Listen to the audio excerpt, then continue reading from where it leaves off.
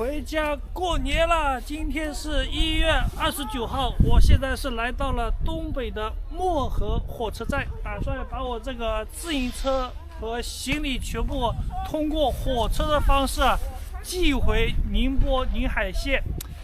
不要问我东北漠河冷不冷，冷不冷？这里根本就不冷，不冷，还是不冷。来和大雪人合张影，够大吧？这个雪堆起来的。在这个漠河托运装备挺方便的自行车，现在给它卸下来。还大马槽呢？啊！我从沈阳，其实我从镇江起开始骑。这里面没东西，就那个小东西。这里没有充电宝。有没有酒啊啥的都没有装？什么东西啊？酒啊？酒啊？酒啊？没有。别刚才拿的液体都没有没有。开，南方人坐着火车来到东北的漠河，这么多的人，哈哈，真热闹一下子。漠河前往哈尔滨的火车票已经买了148块钱。今天是1月29号，我买的是1月31号的，打算在漠河休息一天，31号再坐火车去哈尔滨嘛，然后哈尔滨再坐火车去浙江的宁波。我把我的自行车和行李通过火车的方式已经寄回了浙江了。差不多5、6天应该就能到了。那个托运的费用呢是200块钱，相对其他快递来说，火车托运是最便宜的。现在呢，我已经回到旅店了。昨天住的那个小单间呢，70块钱，没有厕所，不能洗澡。今天呢，有一个专门的私人卫浴晚上可以洗个澡，然后舒服一下。来看一下，我这里还有3个充电宝没法寄呢，我给带回来了。说起这3个充电宝呢，也是非常管用的，因为我给它加装了这个保暖设施用电呢就这样解决，零下30多度还是能够扛得住的。那么这3个充电宝该怎么办呢？我是选择了顺丰，然后在网上下单了。让他们自己来取，然后寄回去，看看能不能寄。如果可以寄就寄，不行的话再另想办法。这就是东北的漠河街景，屋子上面冒着白烟。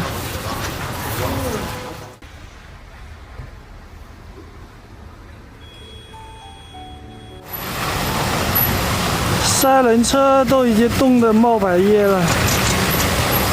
可想而知有多么的冷这大街上面。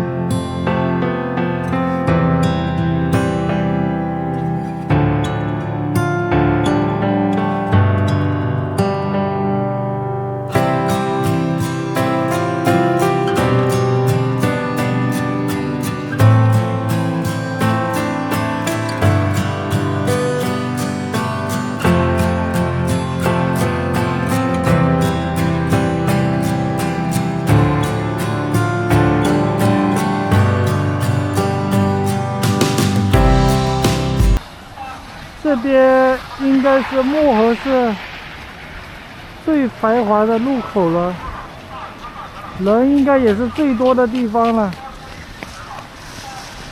过来逛一下，太阳终于出来了，下午的3点钟。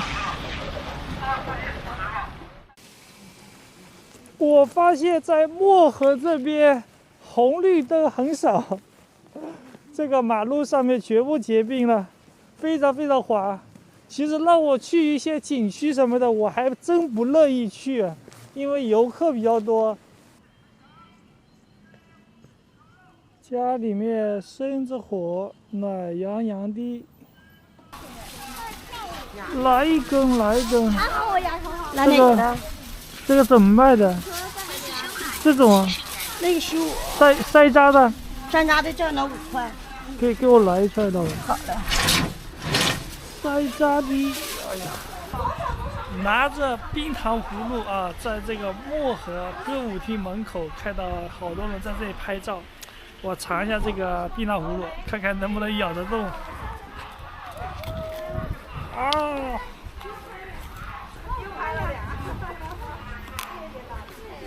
咬不下去啊，太硬了。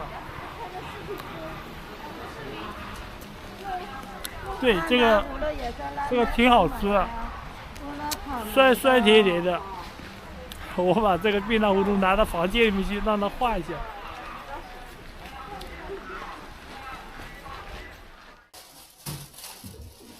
哦，出去逛一下街，买点水果，手都冻木了。哈，房间里面先休息一会儿，吃个冰糖葫芦让它化一下，待会儿再出去逛。因为在外面时间待久了，这个身体会冻得梆梆硬了。但是如果你说在骑自行车的话，相对来说好一些。这个冰糖葫芦刚刚在户外吃了一个，实在是太硬了，我打算放在这个暖气上面，让它化一化再吃。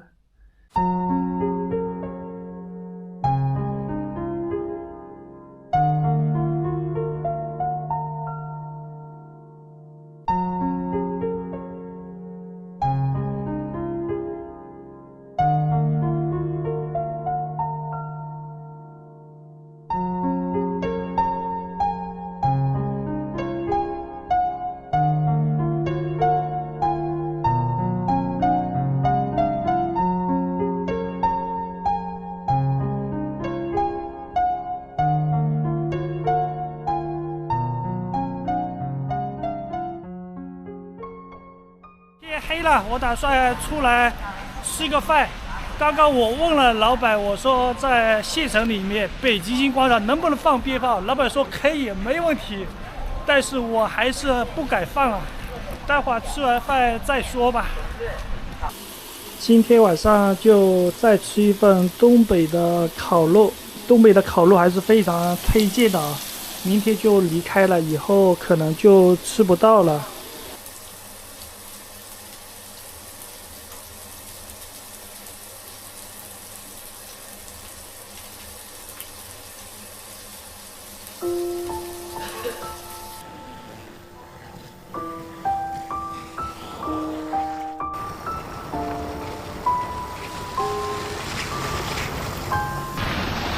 起雾了，这个天气，零下40度的漠河。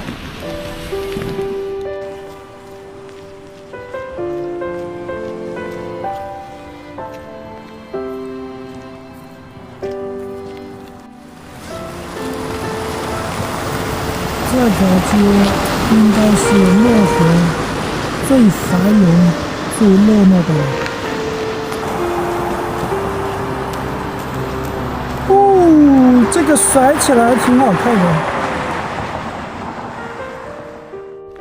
大家好，我现在是来到了漠河，哎呀，太滑了！北极星广场，晚上这里天气有点冷啊，我打算爬上去俯瞰整个漠河城市。我估计也只有我过来那么冷的天气来爬这个北极星广场了。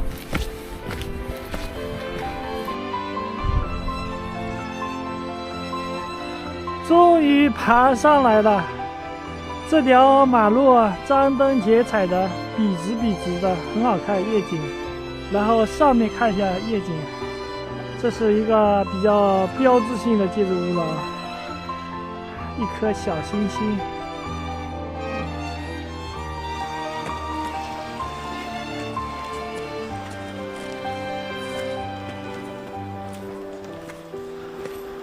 真好，有人在甩烟花。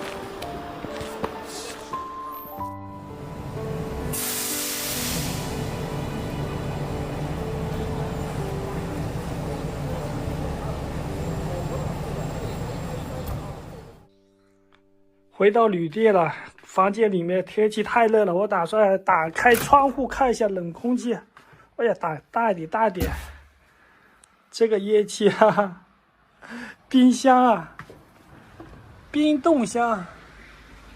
哎呀，还是进了。先让快再进来一点，房间里面实在是太闷太热，可以了，这样子暖和多了。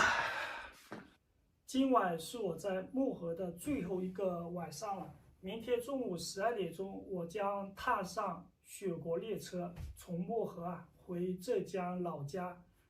过年了，我出来也很久了，也希望自己在过年时期能够回家，和自己的家人在一起团聚。那么接下来我来说一说我骑行东北以来一直到漠河这一段路了。亲身经历分享一下给大家吧。我呢是从辽宁的沈阳开始骑行的，然后先去了朝鲜边境，然后因为那边拍摄视频不太方便，因为毕竟是边境地区嘛，比较敏感。然后我又返回到国道上面，从哈尔滨那边开始骑往漠河，总里程呢是2000多公里因为我走的小路比较的多。如果你从辽宁沈阳直线从漠河走的话，它的距离只有1600公里，所以这一路过来呢，我呢东转西转，终于来到了漠河了。那么接下来我来分享一下骑行东北这边经验分享吧。首先我的装备来说，很多人说是业余的装备其实我也有专业的冬季装备，那就是我的睡袋。我那个睡袋是一个非常专业的冬季装备，那么这几天零下40来度能扛得住，就是我住在那个野外的时候，我觉得还是能够扛得住的。再加上一些暖宝宝呢，非常的舒适的。但是如果你在野外做饭的话，肯定是非常冷的，包括你骑自行车也是非常冷的。很多人说在东北骑自行车是不太现实的，但是恰恰相反。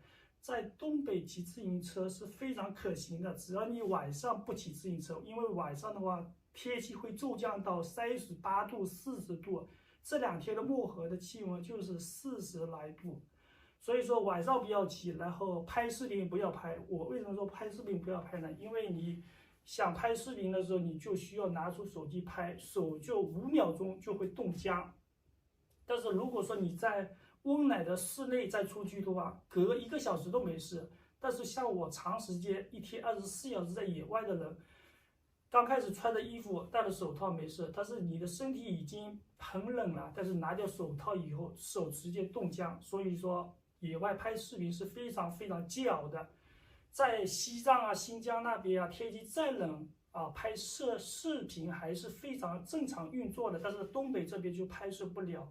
唯一的遗憾就是在东北没有记录下完整的视频，和视频的质量我觉得是没有我想象当中那么的好，这一点我觉得是挺可惜的。但是对于我一个从辽宁沈阳一直骑到漠河，对一个骑行的我来说，我觉得是一个比较满意的一个结果。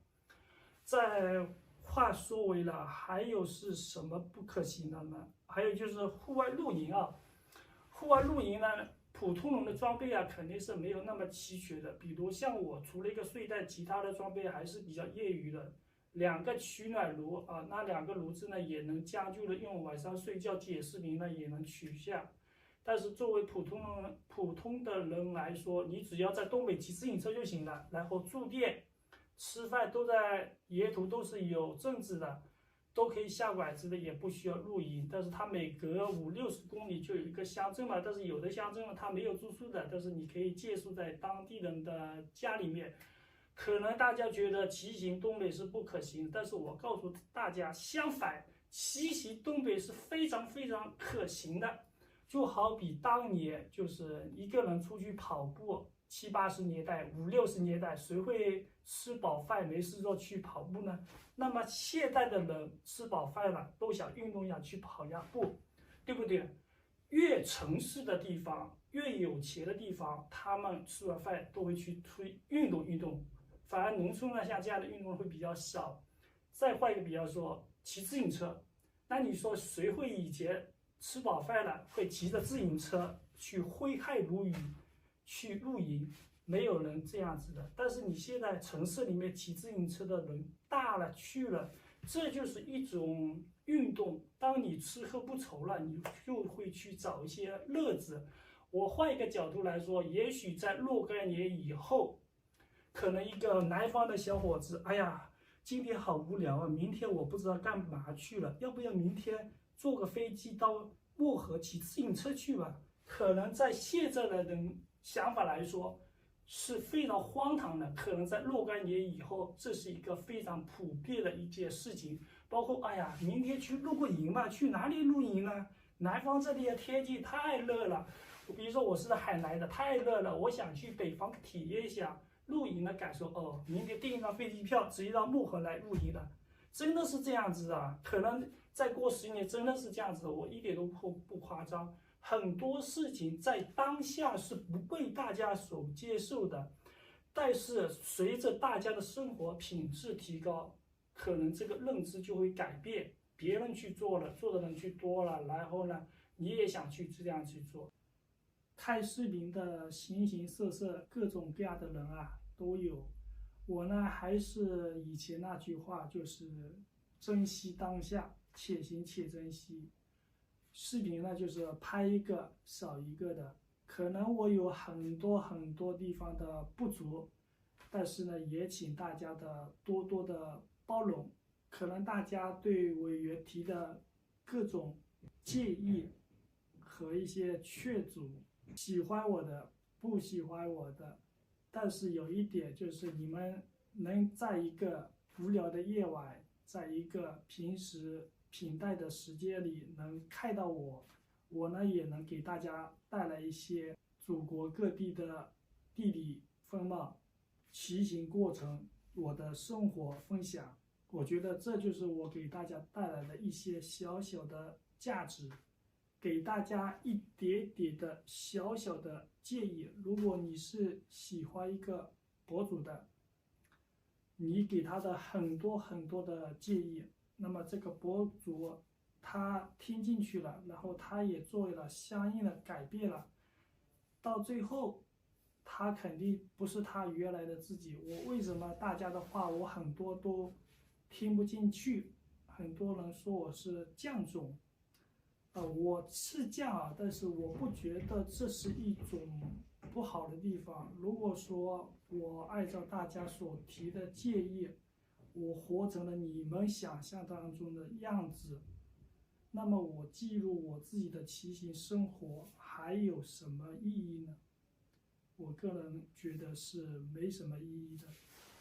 我觉得人有缺点不可怕，可怕的是失去了自我。可能我活成你们想要的样子，难道这真是你们想要的样子吗？当然了，我也有很多做的不好的地方，我还是这句话，没有什么大的问题，小问题都是可以谅解的。但是在大的问题下，我觉得我是会改的。人嘛都是如此，不管大家是好心的、善心的，还是恶意批判的，我都虚心接受。也希望在我往后的道路上，大家能多挑我毛病，尽量不要夸我。我怕我飘了，我怕我失去我自我。这个房间里面有点闷热，说了这么多了，口有点渴。刚刚坐在沙发上面录完视频我就脱了衣服了，但是有一段视频没有录进去所以重新录一段视频。现在是凌晨的12点多了，很晚了，录完这个视频我就休息了。视频的最后呢，非常感谢大大小小们的支持与陪伴与喜欢，我也在这里也非常的感谢大家。